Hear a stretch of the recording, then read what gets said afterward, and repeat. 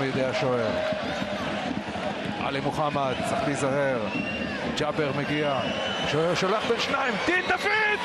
2-1! איזה מהפך בהיר של מכבי חיפה.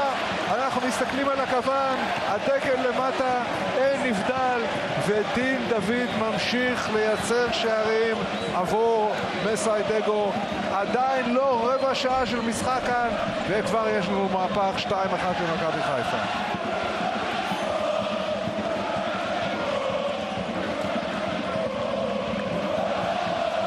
פה באמת שער גדול. קודם כל עלי מוחמד עם הכדרור שובר את קו הלחץ, ותראה את ג'אבר, כולם חשבו שהוא ייתן את הכדור לדין דוד לרגל, אבל לא, הוא מכניס אותו בין הבלמים, ודין דוד עם רמת ביטחון בשמיים, צ'יפ קליל מעל גד עמוס, התקפה לתפארת, פס ראשון שובר את קו הקישור, פס שני שובר את קו ההגנה, צ'יפ גדול מעביר את הכדור מעבר לקו השער. מכבי חיפה חוזרת ובענק. יש לנו יופי של משחק.